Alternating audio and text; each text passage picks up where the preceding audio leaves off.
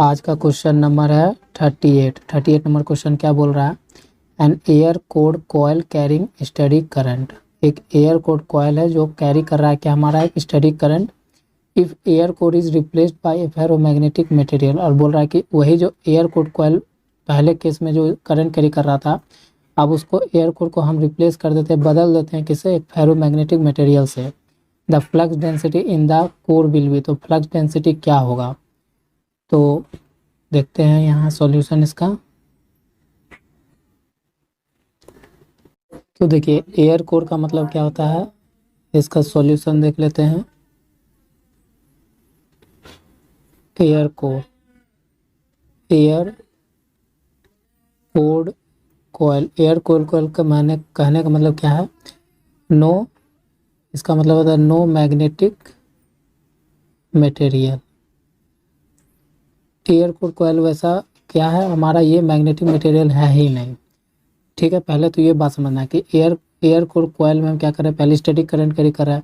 यदि उसमें कुछ भी, मान लीजिए कि उसमें कुछ भी फ्लक्स डेंसिटी क्रिएट होगा, इसमें कोई फ्लक्स डेंसिटी क्रिएट हो रहा होगा, जिसे हम बी से रिप्रेजेंट करते हैं, वो कुछ सर्टेन वैल्यू हो सकता है, कुछ सर्टेन वैल्यू होगा।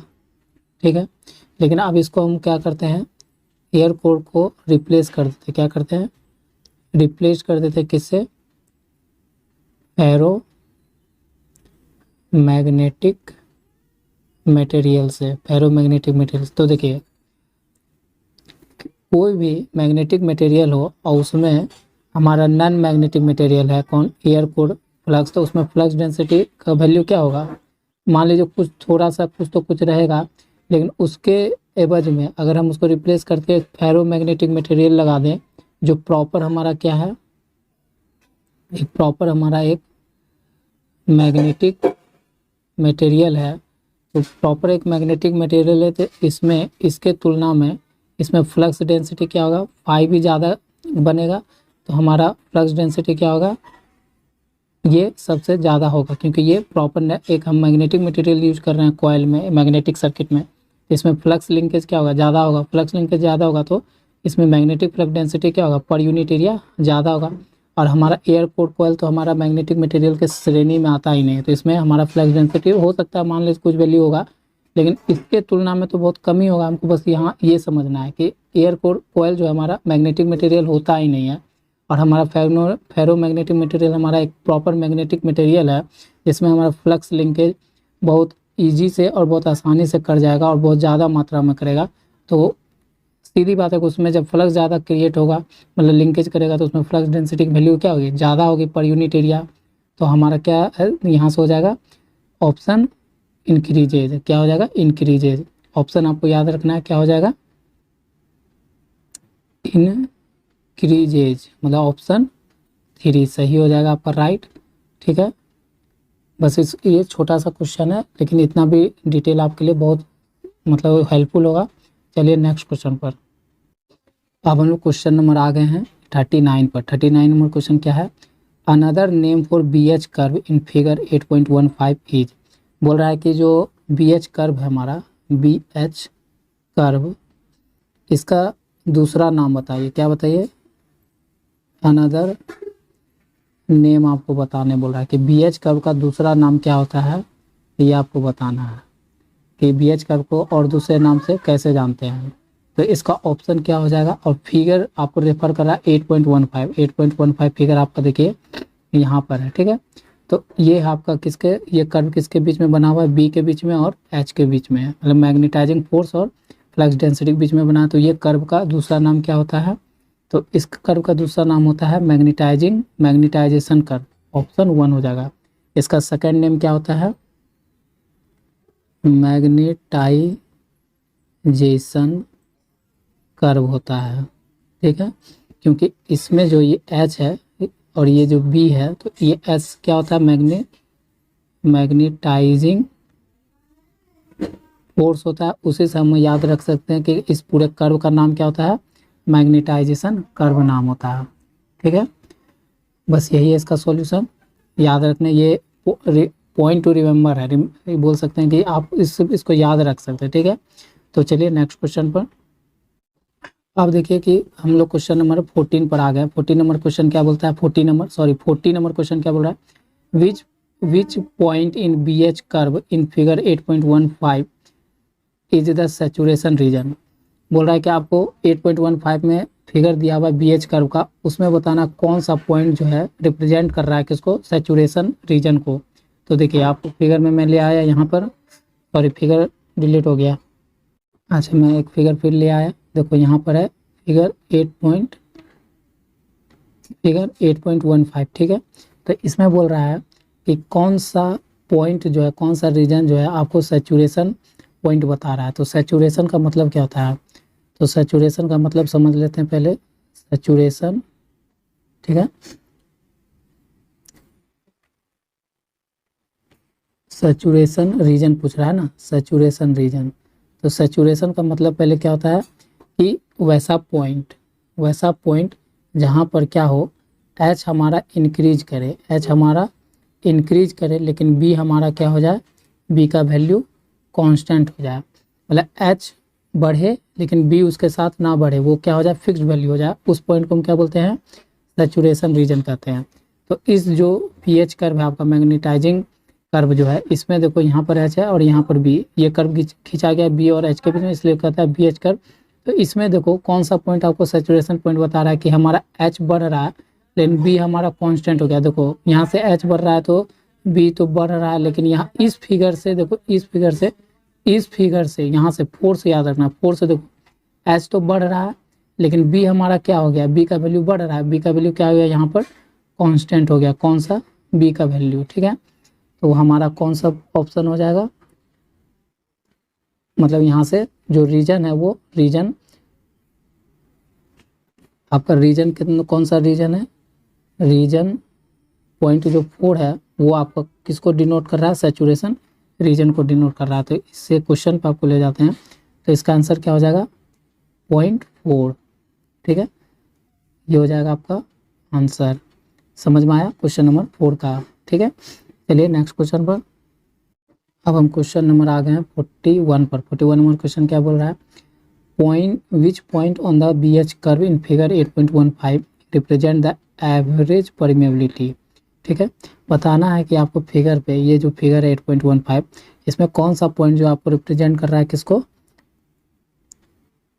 एवरेज परमेबिलिटी को। तो ये एवरेज परमेबिलिटी को कौन सा पॉइंट कर रहा है, तो देखो एवरेज परमेबिलिटी जहाँ चेंज कर रहा है वहाँ से तो नहीं निकलेगा, जो कांस्टेंट बना है उससे निकाल सकते हैं। तो ये आपका जो पॉइंट 5 है वो रिप्रेजेंट कर रहा है किसको, एवरेज परमेबिलिटी को। तो इस क्वेश्चन का जवाब हो जाएगा ऑप्शन 5, ठीक है।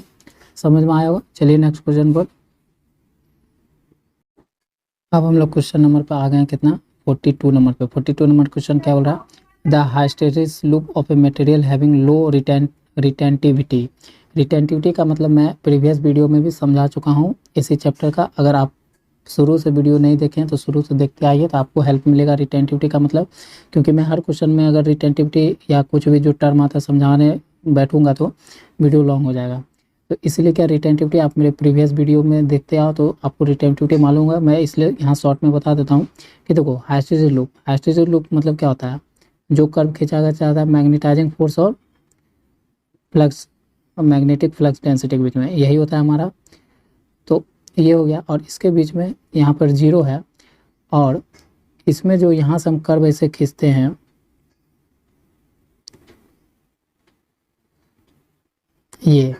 यही हमारा होता है क्या, मैग्नेटाइजिंग लूप होता है। ये इसका एरिया होता है, बाउंड्री। तो ये बोलता है कि कोई भी मटेरियल के जो हाइस्टेरिस लूप, ये हमने क्या बनाया है, हाइस्टेरेसिस लूप बना दिया आपके लिए, ठीक है। तो हाइस्टेरिस लूप में बोलता है कि कोई भी मटेरियल के जो हाइस्टेरिस लूप बनता है उसके लिए किसके लिए लो रिटेंटिविटी होगा।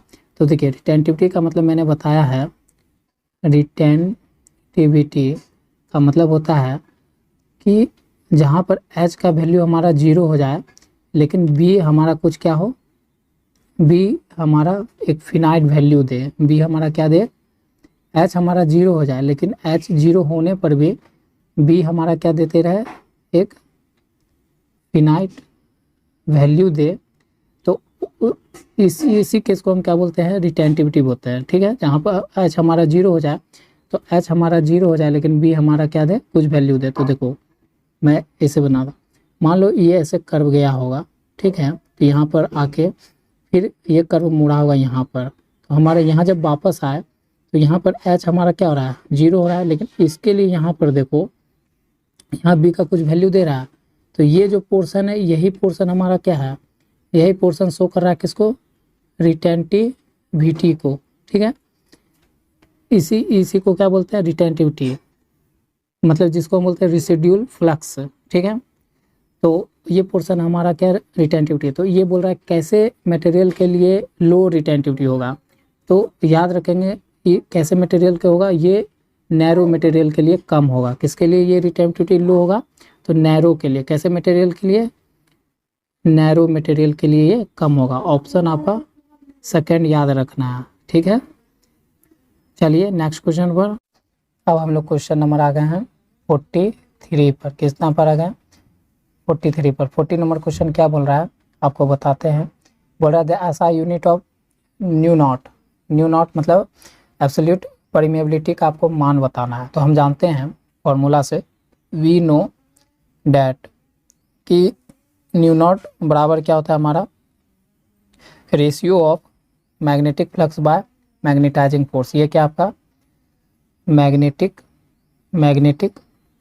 फ्लक्स डेंसिटी है, और ये आपका क्या है, मैग्नेटाइजिंग फोर्स। इसी के रेशियो को, इस दोनों के रेशियो को क्या कहा जाता है, न्यू नॉट कहा जाता है, या एब्सोल्यूट परमिएबिलिटी कहते हैं। ठीक है, तो इसका आपसे क्या पूछ रहा है, इससे आपसे पूछ रहा है कि ऐसा यूनिट बता दो। तो इसका ऐसा यूनिट कहाँ से निकलेगा, हम इसका ऐसा यूनिट जानते हैं, इसका ऐसा यूनिट जानते हैं, तो निकल जाएगा। तो हम बी का ऐसा unit of magnetic flux density क्या जानते हैं, ये हम जानते हैं कितना, वेबर। क्या जानते हैं, वेबर। और ऐसा यूनिट ऑफ मैग्नेटाइजिंग फ्लक्स का, मैग्नेटाइजिंग फोर्स का क्या जानते हैं, तो ये जानते हैं 80 पर मीटर, यही जानते हैं। बस इसको रख देंगे तो इसका ऐसा यूनिट बन जाएगा, किसका, एब्सोल्यूट परमिएबिलिटी का। तो यहाँ रख जाएंगे वेबर, और यहाँ देंगे 80 पर मीटर है, तो हमारा मीटर क्या हो जाएगा, या ऐसे लिखते हैं 80 पर मीटर। रुक जाइए, तो हमारा यहाँ से क्या है, ये आया, तो इसको हम ऑप्शन से मैच करवाने के लिए ऐसे भी लिख सकते हैं, वेबर पर 80 मीटर। तो हमारा यहाँ ऑप्शन थर्ड में ये सिर्फ दिख रहा है, तो आपका ऑप्शन थर्ड आंसर हो जाएगा इस सवाल का। ठीक है, समझ में आया होगा। अब हम क्वेश्चन नंबर कितना पर आ गए हैं, 44 पर। 44 नंबर क्वेश्चन क्या बोल रहा है, the point 2 in figure 8.16 represent. बोल रहा है कि जो पॉइंट 2 है फिगर 8.16 में, वो किसको रिप्रेजेंट कर रहा है। बताना है कि 8.16 का जो फिगर वो किसको रिप्रेजेंट कर रहा है, वो भी पॉइंट 2। तो पॉइंट 2 हमारा कहाँ पर है, यहाँ पर है ना पॉइंट 2। तो ये किसको रिप्रेजेंट कर रहा है, तो सीधी बात है, यहाँ पर एच हमारा क्या है, एच का मान 0 है, और बी यहाँ पर क्या है, बी का कुछ यहाँ पर फिनाइट वैल्यू है। ये तभी होता है, किस केस में होता है कि एच हमारा 0 हो, बी का कुछ मान हो। ये होता है आपका रेसिड्यूल फ्लक्स डेंसिटी में। क्या होता है, रेसिड्यूल फ्लक्स डेंसिटी में। तो आपका ऑप्शन नंबर क्या हो गया, राइट 1। ठीक है, ये हो गया आपका इसका सॉल्यूशन।